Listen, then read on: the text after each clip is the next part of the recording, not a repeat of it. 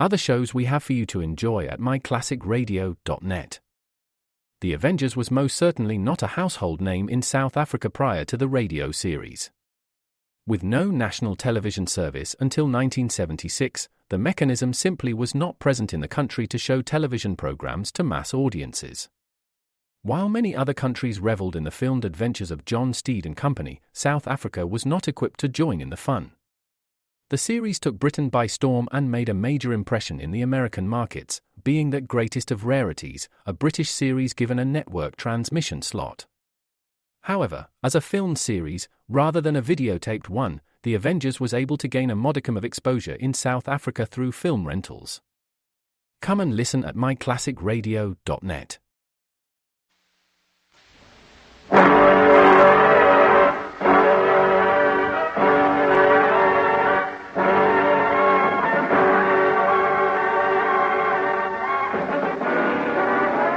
Danger with Grainger.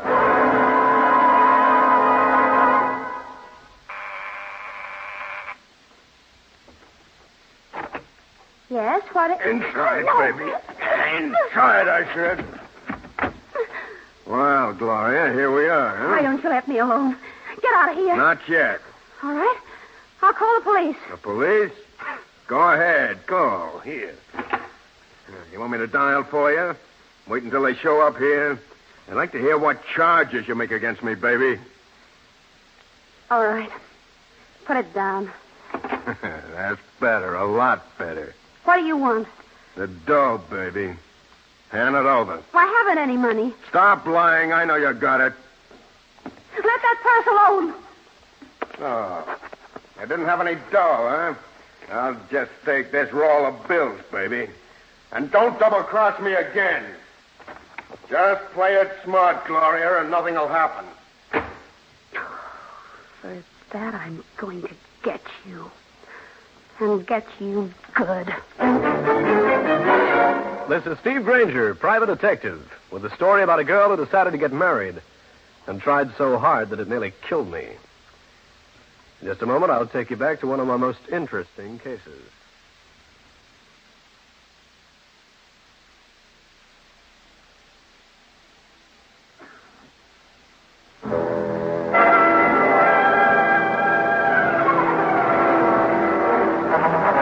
This is Grainger, and in my hand I have a note which reads, "Meet me at the rendezvous room at 10 tonight. I'll be in the bar wearing a pink dress. Signed, Gloria Lane." This is 10 o'clock, and this is the rendezvous room, one of the smarter Manhattan supper clubs, filled to the brim with customers just itching to part with a $10 bill. Not knowing what Gloria Lane looked like, I leaned up against the bar and waited for developments. Pink dress?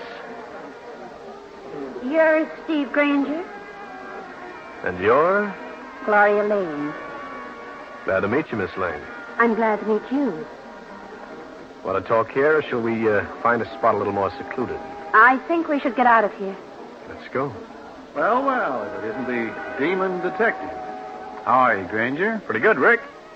Miss Lane, do you know, Rick Darrell, the owner of the rendezvous? Oh, Gloria, I didn't realize it was you. How are you? I'm fine, Rick. I can assume that you two have me. Yeah, many times, Grainger. Gloria, why are you with a private investigator? Business? Oh, hardly. Grainger and I are old friends. We were just leaving. I beg your pardon. There's a telephone call from Miss Lane. I'm sorry, I haven't time to talk on the phone right now. We were just leaving. I must beg Miss Lane's pardon again. This is a most important call. Long distance, the operator said. Very well. Will you wait, Grainger? I'd be delighted. I will show you the phone, Miss Lane. I'll find it myself. I waited 10 minutes, then 20. Miss Lane didn't show up. I wandered out to the line of telephone booths in the lobby of the rendezvous and found no Gloria Lane. I cornered the head waiter, who'd paged her. Yes, Mr. Grainger? What happened to Miss Lane? She hasn't returned. I don't see her in any of the phone booths. She had a long-distance call, sir. I don't know what it said, but she left here very abruptly. She left no message for me? None whatsoever, Mr. Grainger. You know where she could have gone? Where she lives? Hardly, Mr. Grainger. I'm just the head waiter. Thanks.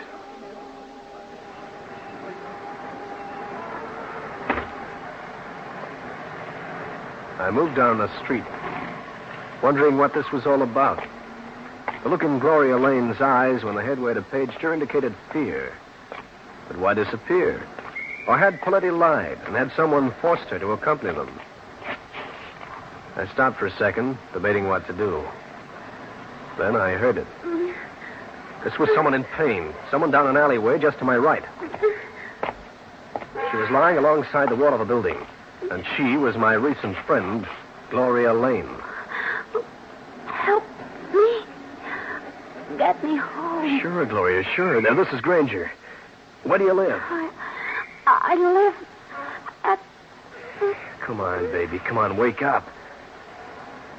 You'd better carry her into the rendezvous and call a doctor. Put her down and don't turn round. Listen, fellow. Don't turn round. Feel this?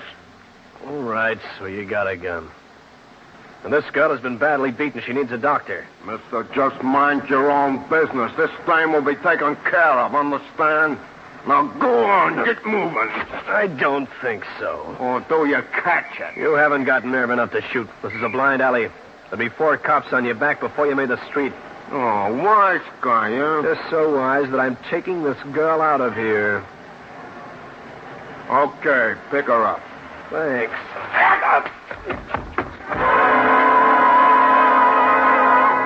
I'll continue with this interesting story in a minute.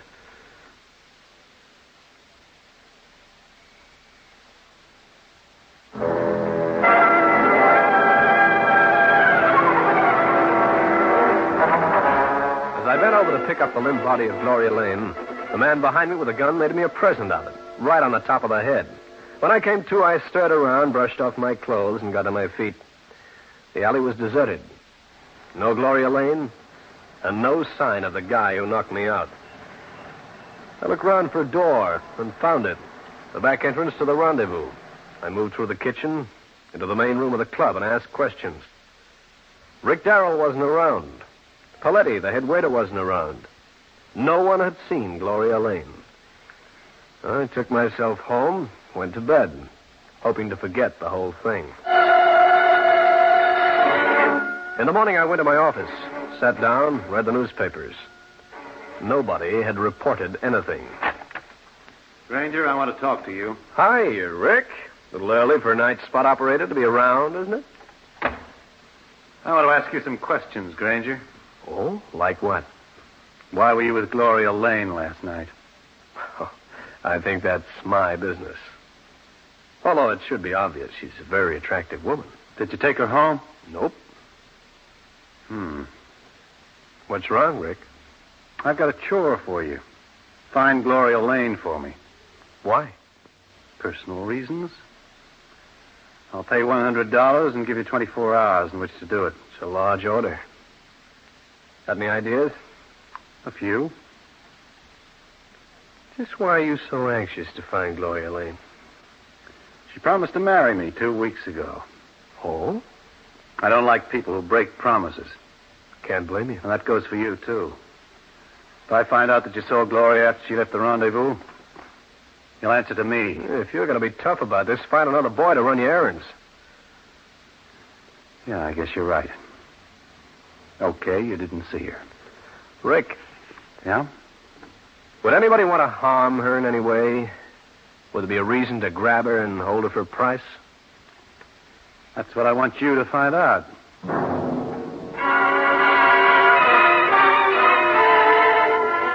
Rick Darrell threw Gloria Lane's address at me and slammed out the door. I waited a few minutes, then beat it down the street myself. Hey, you. Yeah, what's on your mind? You're Grainger, ain't you? Yeah? I'm Herbie. Well, now that we know each other so well, see you later. Hey, wait. Hey, you're not going that way. You're coming along with me. Am I? Yeah. You're pretty brassy, aren't you? Putting the finger on a man in broad daylight. This is no finger. The man wants to see you. I'm here to see that he does. This man, as you say, he doesn't know where my office is. Huh? Sure. But he don't want to go there. He wants you at his place. He likes to stay out of sight. From the looks of his helper, he must live down a hole someplace. Cracks don't harm me none. Now get going. With a crack you get willed.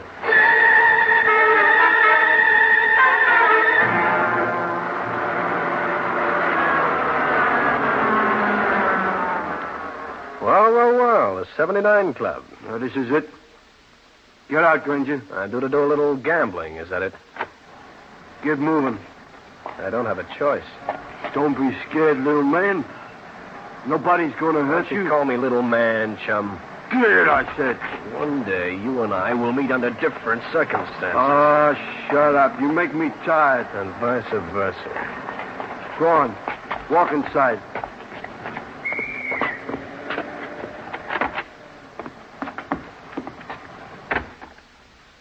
Now what? Is there a floor show this time of day? Down this hall.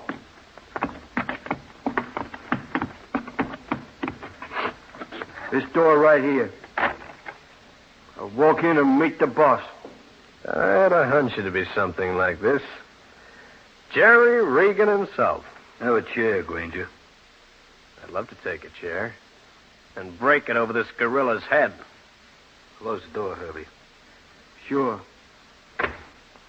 You always send your strong men to bring people to the 79 Club? At least it's a novel way to attract trade. Grainger, got a job for you. No, thanks. I'm not interested in any of your projects. I want to live a while. This is legitimate, Grainger. Goodbye. You ain't going anyplace. Stand still. I'll be brief, Grainger. Last night you met a woman named Gloria Lane at the rendezvous. She's disappeared. What's your interest, Regan? She's the most beautiful woman in the world. Oh? You see, I can't send the boys to look for her. They don't have any finesse. Dear me. You see, it turns out that I'm going to marry this time. You too. What was that remark? No, I said you are? Certainly am. Got the license to prove it. Now get started looking for Miss Lane. This is her home address in New York. Well, thanks, Jerry, but do you think I can do the job? You're the best bloodhound in New York. Oh, just to see that you stick to your work. Herbie here will go along. I don't need him. Let him stay here. I think you do, Grainger. Also, if you should slip up, he's got orders to bring you back here. And if that happens, it won't be so good for you. You see, Herbie takes a real pride in his work. Don't you, Herbie? Yeah.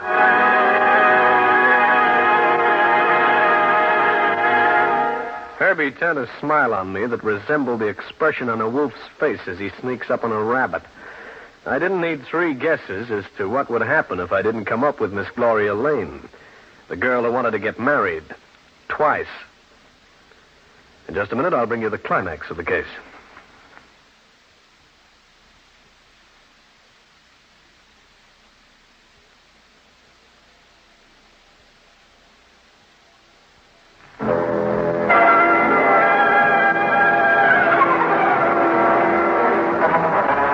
I left Jerry Regan's 79 Club with his outsized gorilla Herbie right on my heels. Finding Gloria Lane was beginning to mean more than solving another case. It meant staying comfortably in one piece as well. Our first port of call was the Marriage License Bureau, where I had a friend. Well, Grainger, thinking of getting married? Nope, I need some information. Who's your pal, and what's the matter with his face? His name is Herbie. His face got that way when his mother parked him for a week in a deep freeze. Larry, here's what I want. Tell me if your office issued a marriage license to a woman named Gloria Lane and a man named Jerry Regan. Well, I don't know, but step in and have a look. Right. Here we are. Lane. Here you are. Gloria Lane, 3267 East 91st Street. And Jerry Regan. Yeah. I want you to look up one more license, if it's recorded. Who's this one for? Rick Darrell. Darrell, eh? Just a minute. Here we are. Rick Darrell and Gloria Lane. Thanks, boy. Is this the same Gloria Lane? Yep. Hey, this doll doesn't know that polygamy has been outlawed for years. She's going to be in trouble. I know. See you later, Larry. Yeah, but I wanted to... Hey, where are you going? Out to look for Gloria Lane. Brother, what has this name got? Herbie the Hood and I left the Hall of Records and proceeded along the corridor. When we got out into the street, I had my chance to get rid of him. A quick push, a dive into a cruising cab, and I was on my way to Gloria Lane's address. The landlady told me she had left. But she also told me that Gloria Lane had a girlfriend named Ella Murray, who lived on the west side. When I got to the Murray girl's address, I got on my way. Well, hello. Hiya. What's on your mind? I came over to talk about Gloria Lane. I'm a friend. Oh, you must be a new one. Oh, no. I'm an old one. Of course, I'm not Rick Darrell, nor am I Jerry Regan. I can see that. By the way, I was just over at Gloria's place. She doesn't seem to be around. No, she's sort of tied up. So, what's the routine, mister? May I come in? Why not? Ella Murray, after a little coaxing, started chatting about Gloria Lane. Some of these things were startling. Some not. She also mentioned that the Lane girl had gone to a small upstate New York town to recover from her injuries. She acted like she was terribly frightened about something. Think I'll drive up to this town and see her. Pretty late in the day to do that, isn't it? This might be important. Just a minute, mister.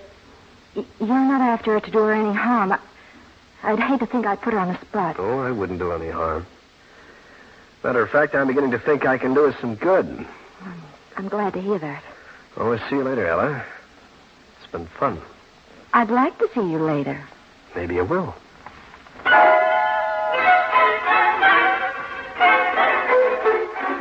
Ella Murray handed over the exact address of Gloria Lane's place in the Spartan. I got downtown, rented a car, and started the drive upstate.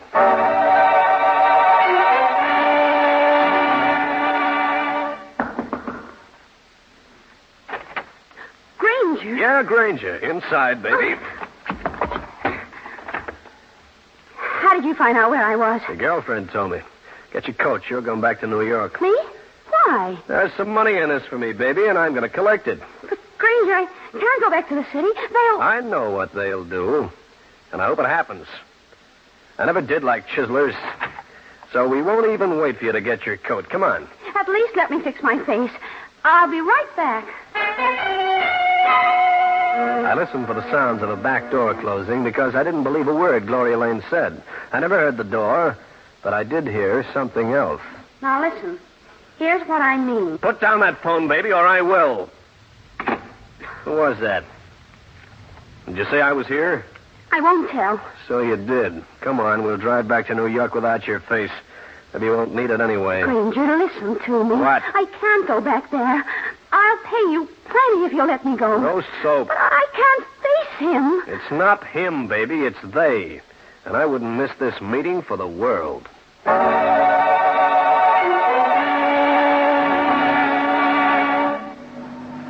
Grainger, won't you listen to reason?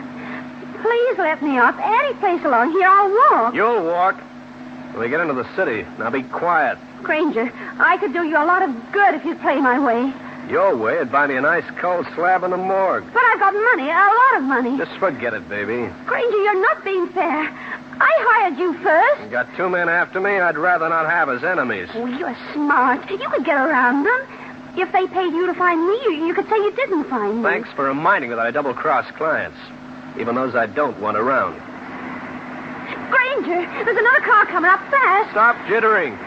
Or did you tell the man you were talking to that I was up here? Did you? No. Duck! He's running us off the road!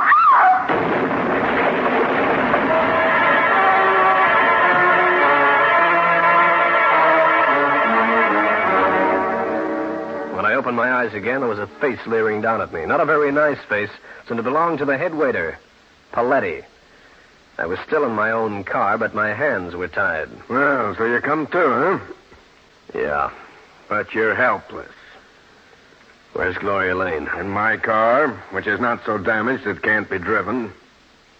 You're taking it, are you? I am. Okay, goodbye and good luck.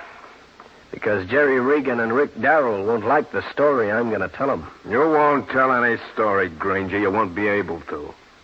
I'm being cool, is that it? That's right.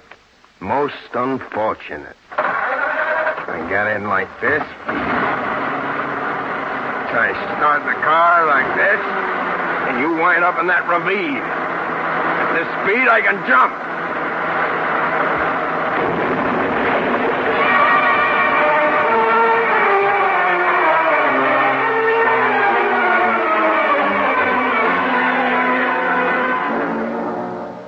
Okay, Betty, how do you feel? Lucky you weren't killed. Hey, listen, Trooper, I'm Steve Grainger. Private eye from New York. Grainger? I ain't heard of you. What happened? I was run off the road deliberately. Did you see another car leaving here? No, sorry, I didn't. Uh-oh. Well, maybe you better explain exactly what did happen. I made a concise report to the state police trooper, got his permission to leave, and flagged down a ride into the nearest small town. From there, a train took me into Manhattan. A few minutes later, I was at Cal Hendrick's place. Hey, Steve, you look like you've been in the wars. Never mind that, Cal. I'm in a spot. I was supposed to find a certain woman. She's been fooling two guys into thinking she was going to marry him. Oh, gag. She works with a Confederate. His name is Paletti. I had the woman in a car coming down from Spartan. He took her away from me. I'm in a spot because of the two men. Tell them the truth. They happen to be Rick Darrell and Jerry Regan. Ah, cute pair of hoodlums. Cal, I gotta find that girl, or my name will be embossed on a tombstone. Oh, is she? Her name is Gloria Lane. You know her? Just from this late edition of the paper. Take a look. Yeah. State troopers found the body of a young woman identified as Gloria Lane, 3267 East 91st Street, New York, lying in a culvert off Highway 9 an hour ago. She'd been killed with a knife. Brother, I'm in trouble unless I move fast. You're not moving anywhere. Both of you stand still. Cal, let me introduce you. I know him. Rick Darrell. Yeah, and I know you, Hendricks. That's how I figured where Grainger might be. Grainger, we're going for a walk. You double-crosser. You don't know what you're talking about. You knifed Gloria Lane. That's what I know. If you'll check state police headquarters, you'll find out I was involved in a car accident and couldn't possibly have killed her. I don't believe you.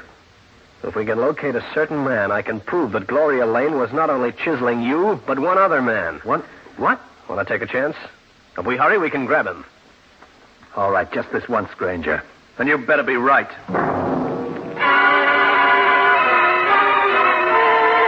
It took a few minutes to check Paletti's address in the phone book. I didn't tip Darrell because I wanted to make use of the surprise element. When I found what I wanted, we got on our way.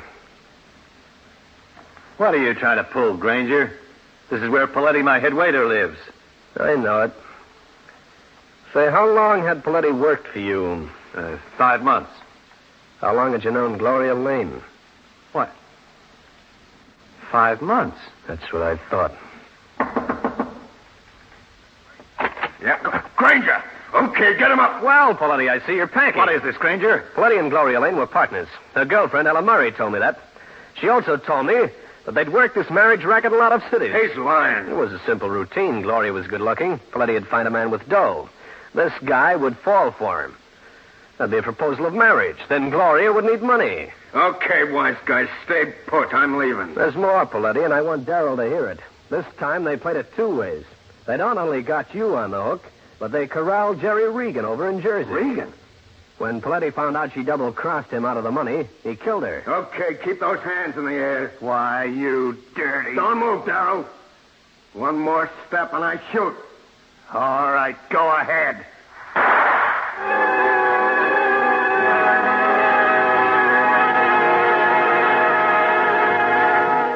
Well, friends, that's the story. I'll be back to wrap up the case in just a minute.